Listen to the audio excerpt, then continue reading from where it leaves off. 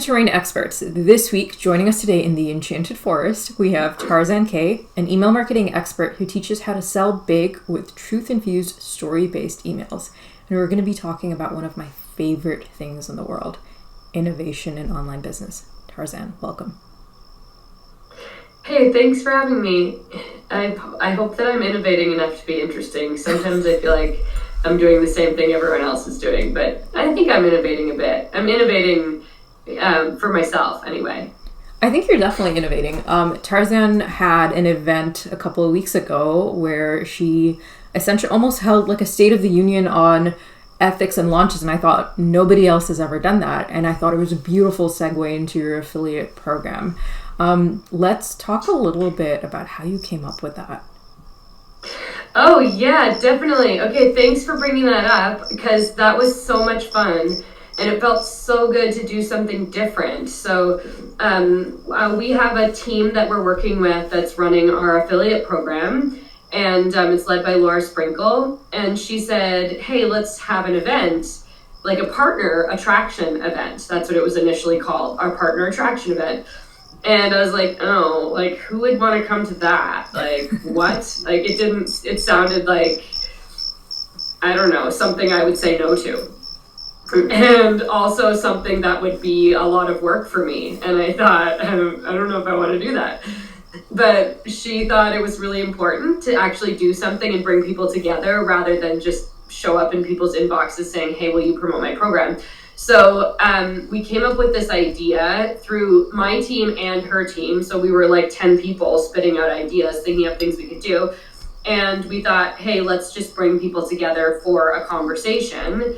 And we'll just talk about what everyone's experiencing with their launches and what they're changing, what they're doing differently, what their audience members are saying. And that felt really exciting. As soon as it changed from a presentation to a conversation, that felt way better, because actually lately anything, like I'm a bit over webinars. Like I'm still doing them, to be honest. I haven't figured this out yet, but on a webinar, I really feel like I'm talking at people and I want to be with people. I want to be able to listen to them. I want to be in a leadership role, but also like in a circle, not a pyramid. Mm-hmm. So that really felt like a circle. And also the way we did it was we just came up with a series of questions, and there was a bit of time for me to tell a bit of a story and then just ask questions and have people share information. And that was so interesting. Like we talked about markups on payment plans. There was some really heated debate over that. We talked about things we're no longer doing. It was just a really beautiful event. And I have to say, the format of it was inspired by Selena Sue, mm-hmm. and she had invited me to a networking event that followed a similar format like several months earlier. And it was just so great. Like we had breakout rooms and I was meeting people in small groups. I made some really good connections. It was like what a networking event is supposed to be. Like it was just awesome. So we really ran with that format for this conversation, and it was so well received. Those who were invited were really grateful to be invited. Our show up rate, I think we had about 65 people say that they were going to come, mm-hmm. and we probably invited about 75. So like everyone, like so many people. You know what? We probably invited quite a bit more than that. Let's say we invited 100 people, mm-hmm. and 75 people said they were going to come, and we did not expect this, but I think probably 60 something actually showed up. So I think people were really keen to have, like, the subject was, I think it was an important subject, but also I think there's maybe something to just everybody being able to show up to a conversation and knowing that it's not going to be someone talking at them and telling them what to do. Like we're just going to sit down together and share information.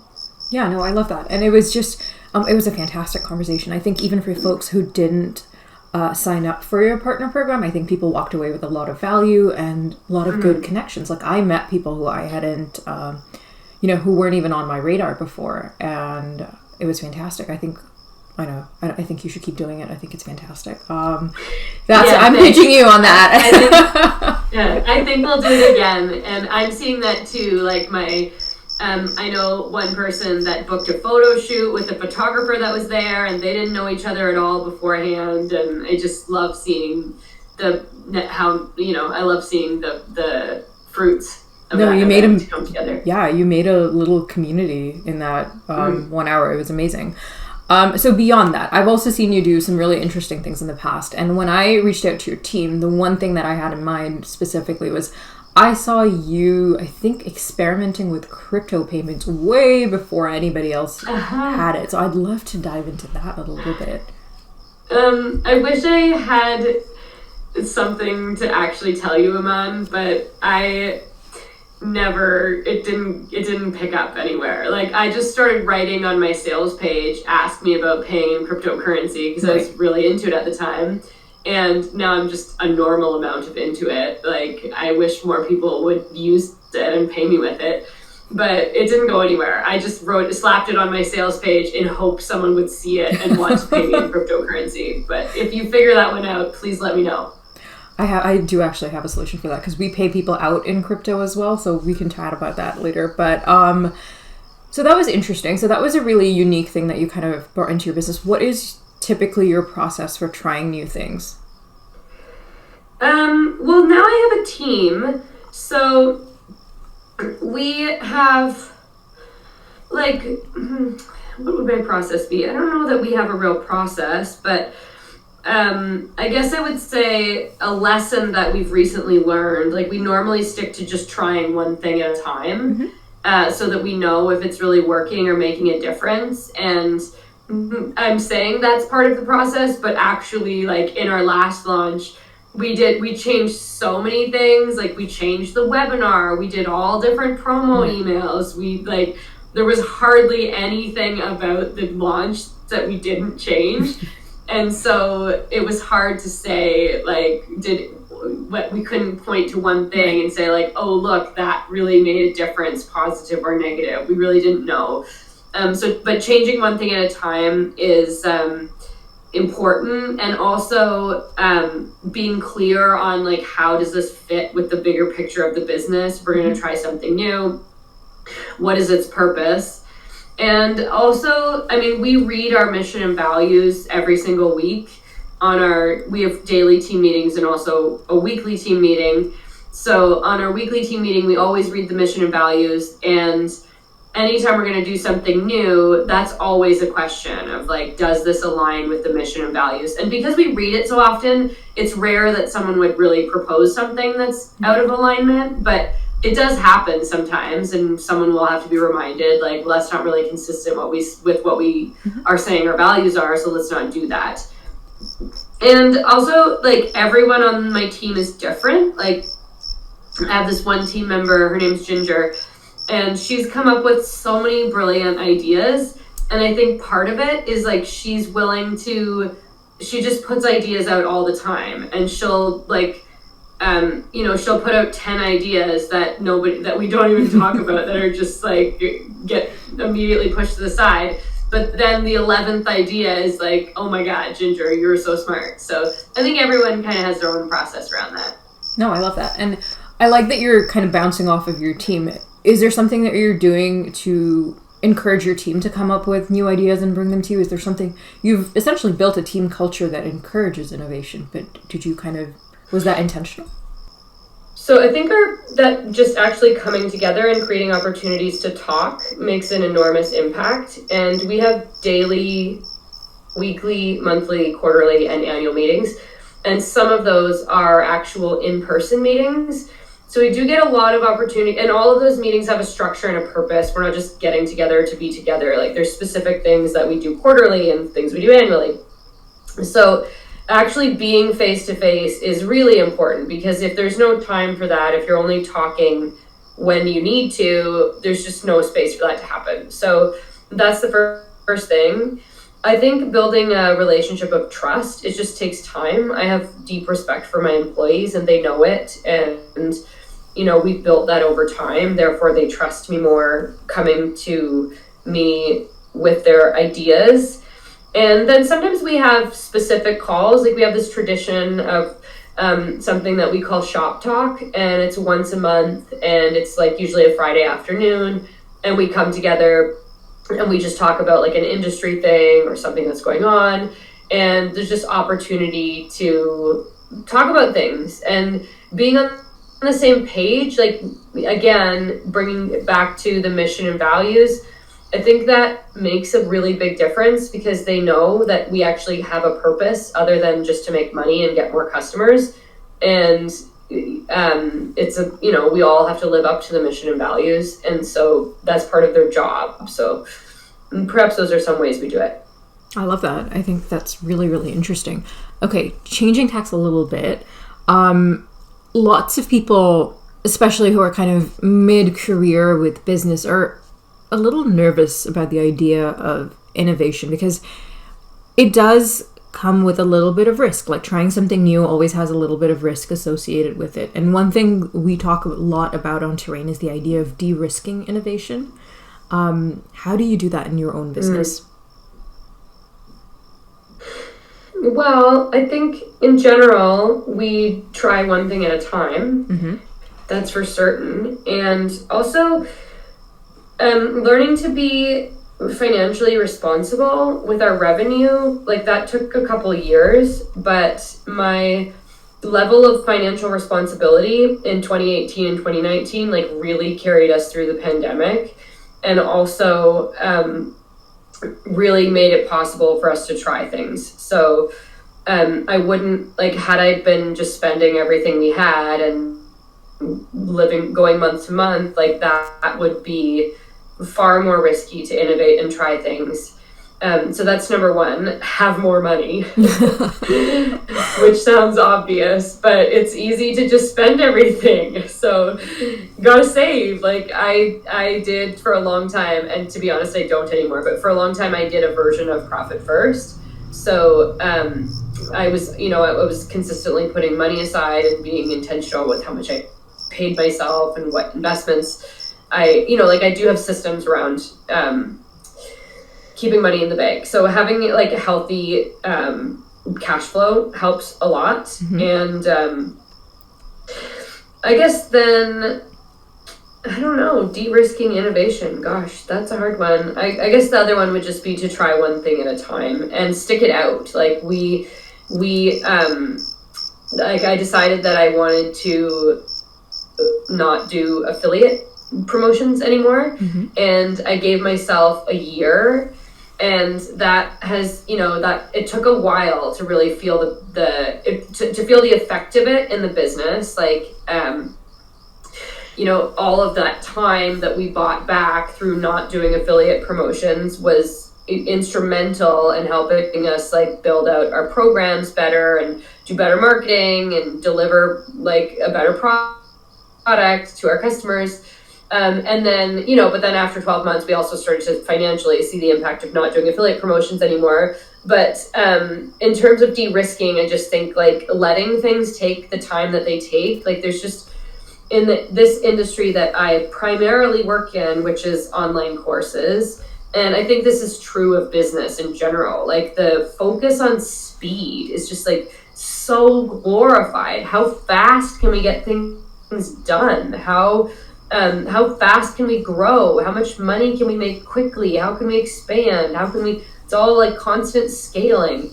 And I think that that's actually dangerous. I think it's really easy for people to get hurt in that method. So I do feel like going slow is important, especially when you're taking risks. Just go slow. Take one risk at a time. I like that. I like that a lot. So your audience primarily consists of folks who are either DIYing their own copy or, copywriters. Is that correct? I mean, we have a pretty broad range of people. But yes, in general, people are selling courses and they just want to learn about copywriting, even if they're hiring it out. Some of them write it themselves. And I have a lot of copywriters. Yeah, I get an interesting mix. And I also think because of the nature of my emails, which are really story-based, they're pretty entertaining. I also just get a lot of lurkers who are just like interested in online business and just kind of want to see what it's all about. Right, I can confirm I am one of the lurkers on your list. But for folks, yeah, they're really good emails. If you're not on Tarzan's list, you need to go get on it.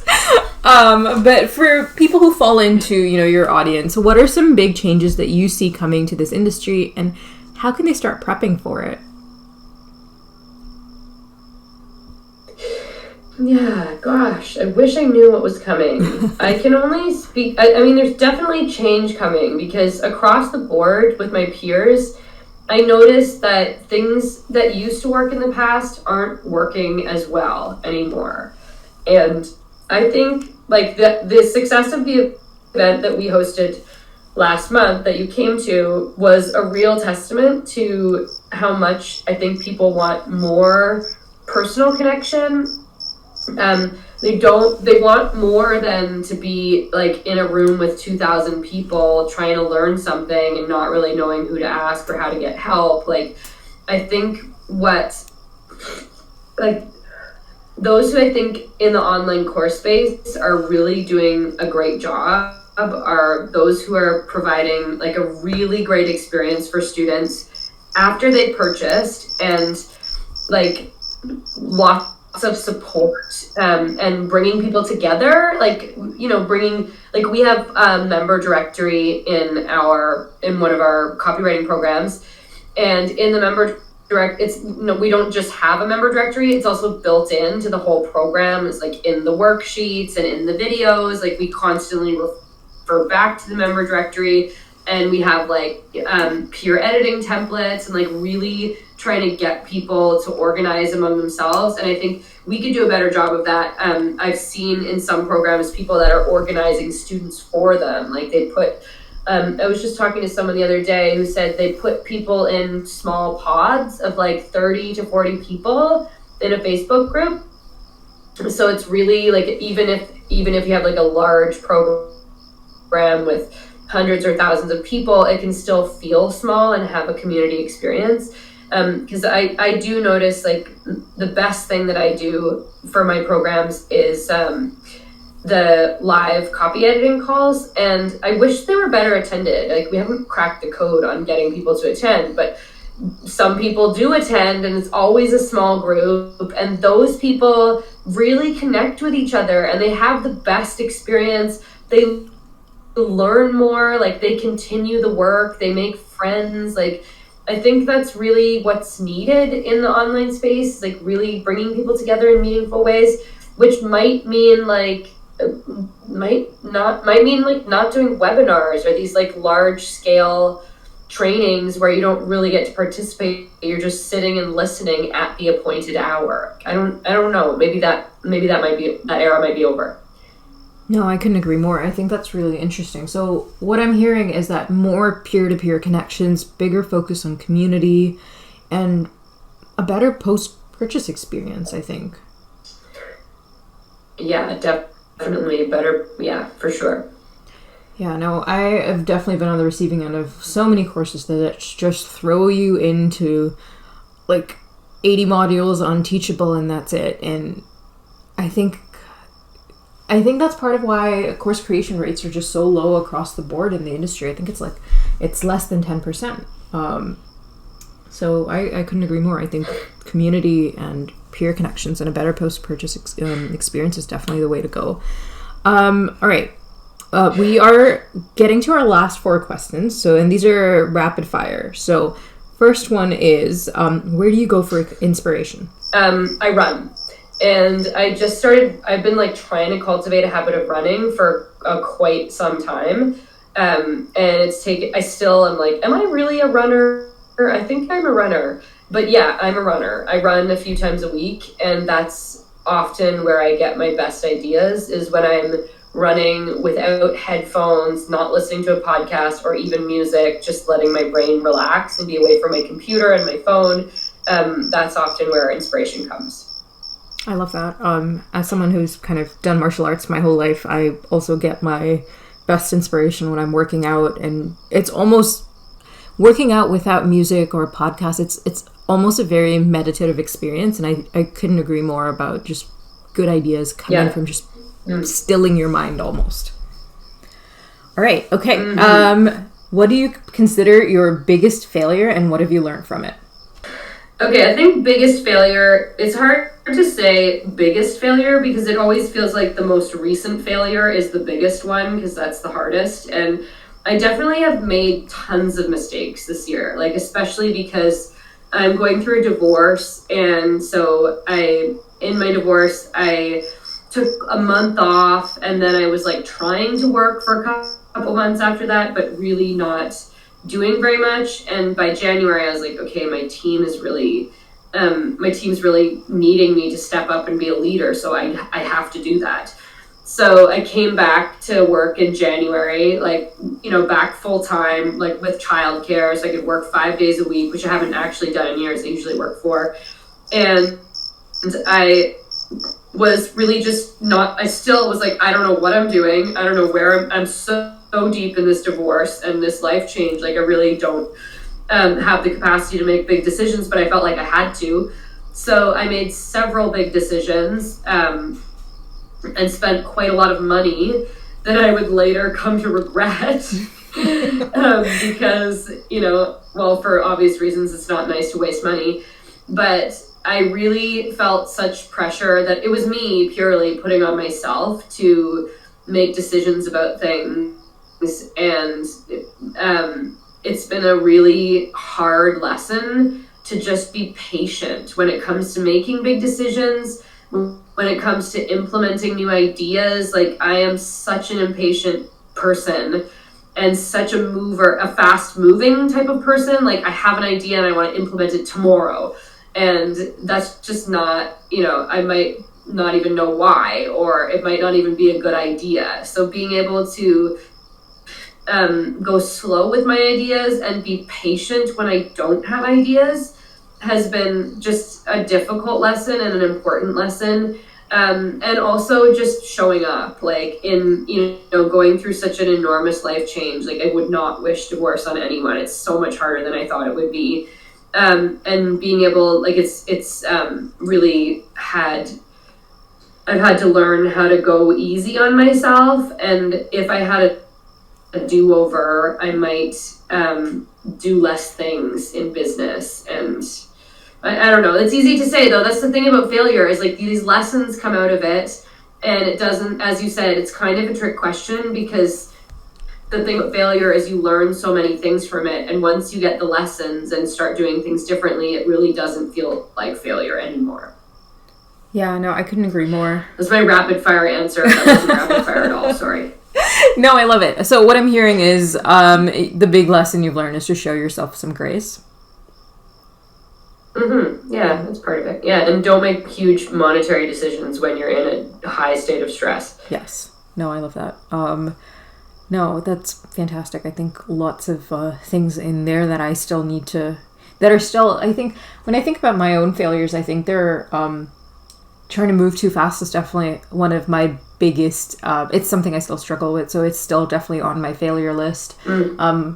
There's also... I think there were some things that I mishandled early on in my career with my team, like my team at the time. I think I used to run from difficult conversations as a very introverted person. That has now finally moved from my failure column into my lesson learned column, so I'm very glad that's finally happened. But the moving too fast and making bad financial decisions while stressed is still definitely something I'm working through. All right, Tarzan, thank you so much. I've got 2 questions for you, and it is, who is someone we should interview and why? Oh, I really think you should interview my best friend. Her name is Kathleen O, and she is a coach.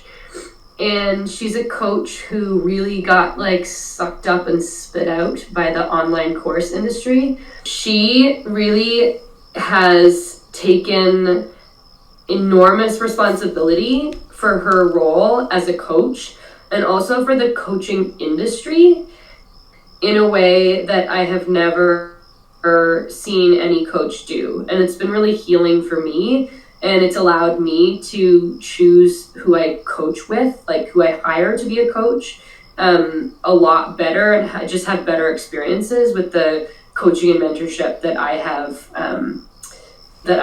been experiencing in the last couple of years.